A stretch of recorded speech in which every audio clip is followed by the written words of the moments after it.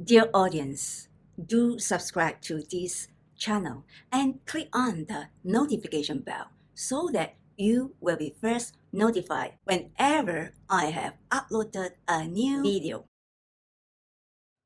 Dear audience, about the question, how do we understand the glucose path of life? We have talked about the 4 logical questions.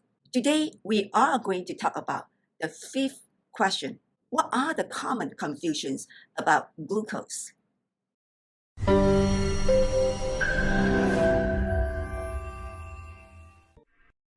First of all, what is confusion? Confusion is about people do not understand clearly or correctly. Let's begin our reflection process with the first logical question. Why glucose is a problem? Number 1, glucose is a problem because our blood has a very tight tolerance of sugar. I had explained this in my previous video.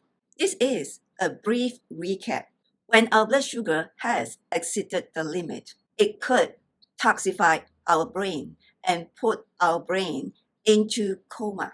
And when our blood sugar is below the limit, our brain could also go into coma. Let's watch this video as a recap. Any given time, you have about 1 teaspoon of sugar in your bloodstream. So anything more than that is excess, and it has to be stored, and that's what the insulin does. And why does the body want the blood glucose so tightly regulated? Because excess is toxic to the brain. A diabetic without insulin, where the blood sugar goes through the roof, they can end up in a coma. Or if they take too much insulin, so their blood sugar plummets, they can also end up in a coma. So on the one hand, it's toxic. On the other hand, it is too low to where the brain doesn't have enough fuel to function. That's why the brain functions the best. It can do the things it needs to do at a very steady supply. It's like you throw a log on the fire and it gives a steady stream of warmth for many, many hours. Carbohydrates is more like you throw a can of gasoline on the fire and it all burns up in an instant. So if we want to capture all that energy, then we have to be able to convert it to something else and store it. So that's what's happening. Number 2, glucose is a problem because it triggers insulin. Watch this video to understand the cause and effect between blood sugar and insulin. All right, so it starts with the fact that your pancreas is constantly monitoring your blood glucose levels, constantly measuring them. After you've eaten a meal and your digestive system gets to work, the concentration of glucose in your blood goes up. When the pancreas detects that the glucose levels are getting a little bit high, it releases the hormone insulin into the blood. This hormone travels to the liver, and its effect is to stimulate the liver cells to remove glucose from the blood and convert it into glycogen and store it. Over a short while, this reduces the amount of glucose in the blood. As time goes on, your body cells use up glucose, particularly if you're exercising, and the pancreas will detect that the glucose levels have dropped a bit low. When this happens, it releases the other hormone, glucagon, into the blood. It may help you to remember that glucagon is the hormone that's released when the glucose is gone. Glucagon travels to the liver cells and it stimulates them to break down the stored glycogen and release it into the blood. This restores your blood glucose levels. This feedback loop is constantly operating in your body, keeping your blood glucose levels within a healthy range. Now, the question is, why insulin is a problem? Reason number 1, because insulin is a storing hormone. Its job is to keep taking the glucose out from the blood and store it in our cells. This is the one-way process. Insulin will take the glucose out from the bloodstream, but cannot or will not put it back. insulin is a one-way function. Therefore, as the insulin keep taking the glucose out from our blood and store it in our cells or our bodies are ballooning. At one point, our cells say, enough is enough. We are not taking anymore. We are not opening the door for you anymore. Then the insulin could not open the door of the cells, and what would happen? The insulin will be taking the glucose out of the bloodstream and lay it around outside the cells, but within our bodies. The point is that energy burning happens in the cell. When the cell finishes out the fuel, the glucose, the fat, whatever in the cell, it runs out of the fuel to burn energy. The cells are calling for more fuels, but the doors of the cells could not be opened, no longer open for the insulin to bring in the fuels. Then what happened? When the cells are empty, they need fuels, but nothing comes in. The cells will send signal to the pancreas, the beta cells, to produce more insulin so that the insulin can keep bringing sugar to them. But the cell itself don't know that the doors are locked. The signals our cell sending to the beta cells in pancreas is a signal of hunger. Therefore, this is the situation. The cells keep sending the signal of hunger to our pancreas. But our body, in fact, have a lot of fuels, a lot of glucose. They are just laying around in our body, but outside the cells. So this is why our bodies are ballooning. And this situation is called insulin resistance. That means our cells are hungry for fuels, for glucose. They need fuels such as glucose and fat to burn energy. But all these fuels are outside the cells. On one hand, they are sending the hungry signal to the pancreas. On the other hand, the beta cells in pancreas keep making insulins, but the insulins cannot bring the fuels, the glucose, into the cells because the doors of the cells are locked. Do you see the point? We keep eating more and more because the cells are sending the hungry signal. In fact, we don't need fuels. We don't need more glucose. What we need is the doors open up. The doors of the cells open up.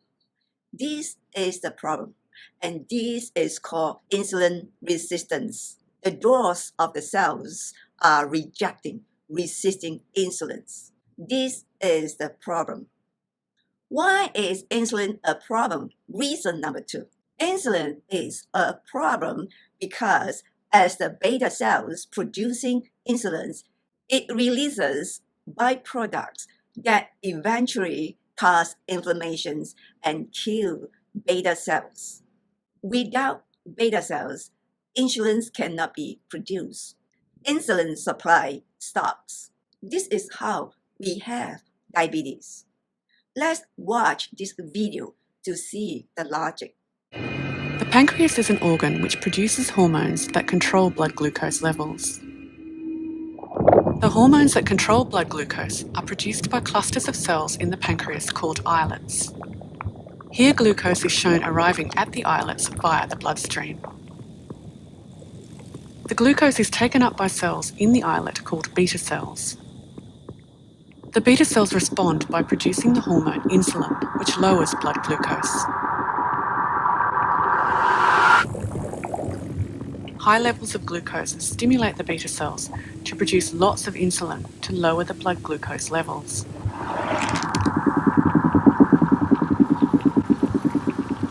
The insulin is taken up by the blood vessels for transport to muscle, liver, and fat, where it allows those tissues to absorb glucose. Unfortunately, sustained production of insulin also leads to secretion of large amounts of another hormone-like substance by the beta cells. White blood cells, which live in the islet, respond to this hormone and consume it. We are now inside an islet white blood cell at a magnification of 250,000 times. The hormone, in combination with high glucose, causes production of free radicals inside the white cell.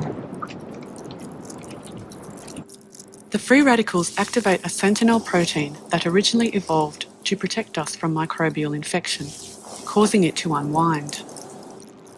The newly active sentinel proteins then aggregate with 6 other proteins to form a ring. 7 adapter proteins then bind to the ring. The adapter proteins work to capture specialised inactive proteins from the surrounding cell fluid, bringing 2 halves together to form the active whole, which is then released.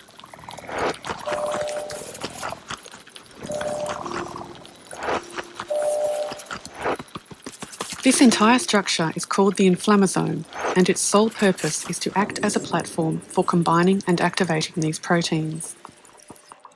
The newly active proteins then convert yet another small signalling protein, splitting it into its active form.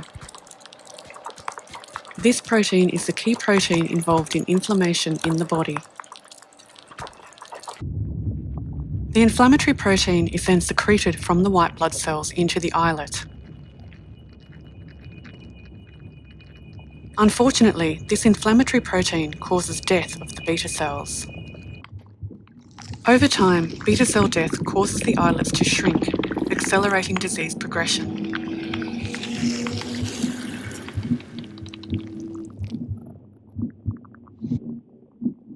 As the islets are now greatly reduced in size, they cannot produce enough insulin to control blood glucose levels. Over time, high blood glucose causes damage to many different tissues throughout the body. Now, do you see the problems of taking food that become glucose and trigger insulin? Here is the recap. Number 1, it is about our blood. The difficulty of managing a tight blood sugar tolerance. Number 2, it is about insulin. It causes our body ballooning, putting on weight, and a lot more other damages I will show you later in the video. Number 3, it is about becoming diabetes. Once the beta cells in our pancreas are killed and diminishing, we will have diabetes. The suggestion for action plan is, let's watch this video.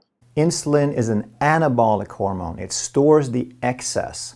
So when we eat carbohydrate, then there is an enormous response of insulin because that purpose of that carbohydrate is part of it is fuel in the moment, but most of it gets converted into fat that we can put in storage and use for later. Protein also has a moderate insulin response because protein also gets turned into tissues. We use it to build tissues and muscles. But fat doesn't have any insulin response to speak of. It's virtually zero because fat doesn't get turned into storage or into tissue. It is already the form that the body needs it, which is fuel. So when we eat carbs, we want to turn it into fat for future use, but the fat itself is already fuel, so it doesn't have an insulin response to it. Now, ask yourself, do you need to take food that become glucose and trigger insulin? You know the answer by now, don't you? The point is, we don't have to rely on glucose as the fuel for energy. We do have other options such as protein and fat via gluconeogenesis.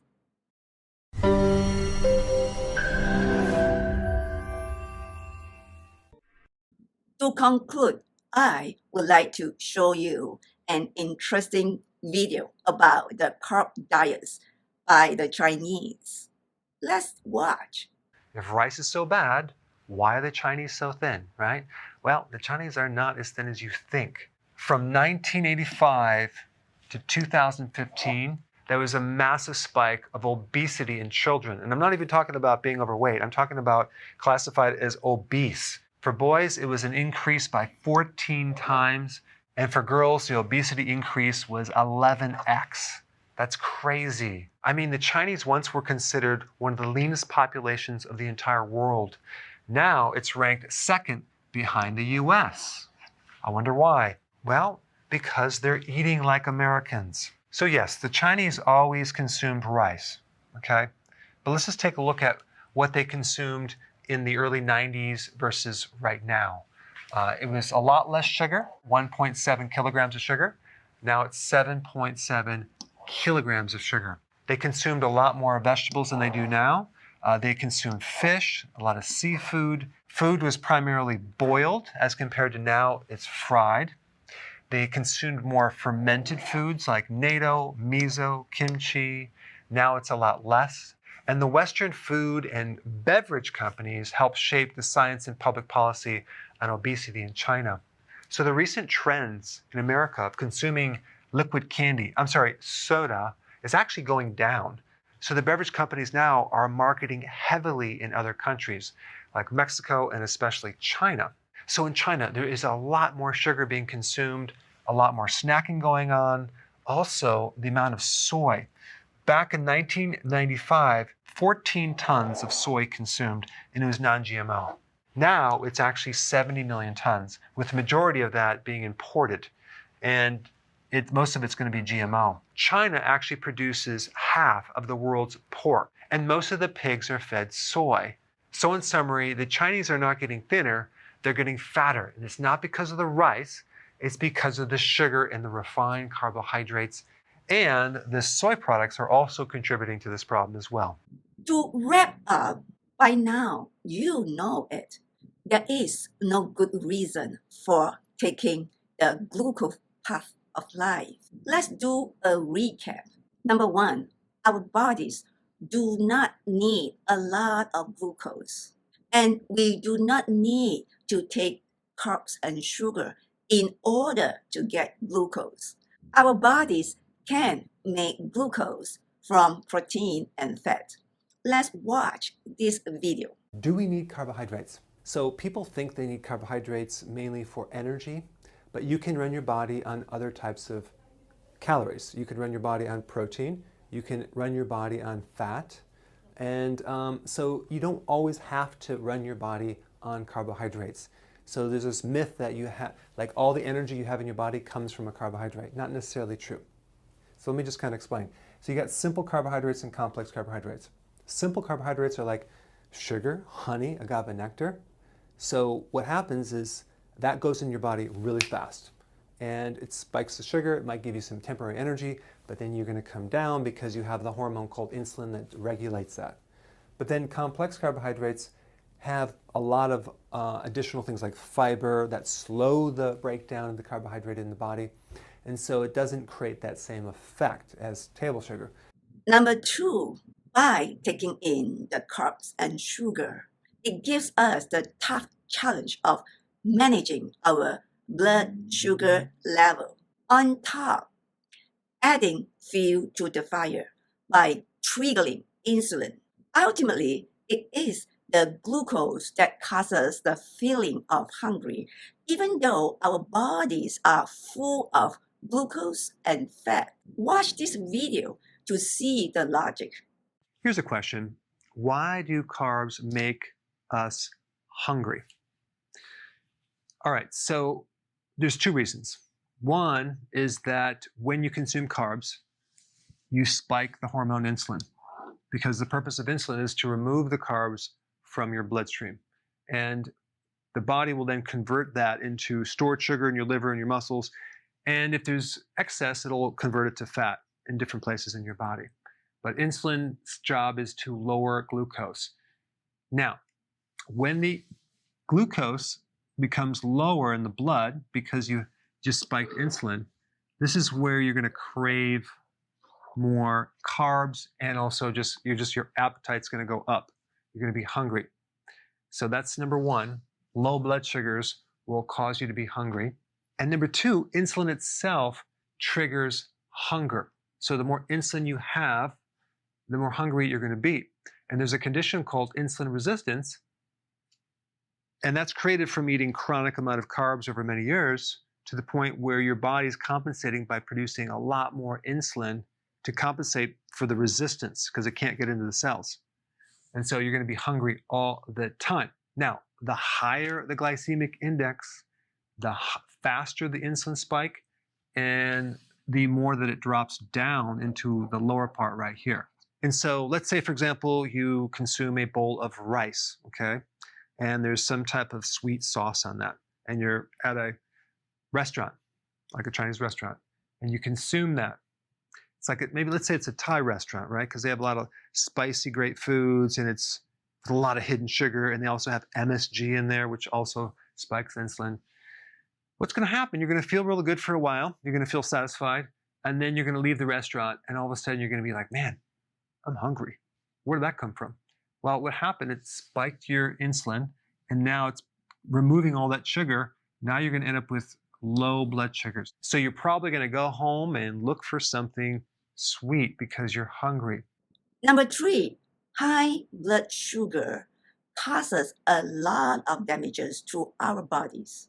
Besides the brain, it damages our nerve system, etc. Watch this video. The effects of high blood sugar in your nerves. Okay, so there's 3 types of the nerves that could be affected. The motor nerve, which basically go to the muscle. So if there's damage to the motor nerve, you're going to have weakness or a loss of that muscle function. Could be complete atrophy or a loss of paralysis, basically. Number 2, then you have the sensory nerve. Now, if there's sensory nerve damage, you might have full control of the motor muscle, but you might not be able to feel it, so you can have numbness. Or you could have a burning sensation or pins and needles. If the blood sugars are high and you get damage with the sensory nerve, you can have a lot of leg pain, especially at night, okay? Because the blood sugars tend to affect the peripheral nerves first. That's the nerves in the fingertips, in the toes, and the bottom of the feet.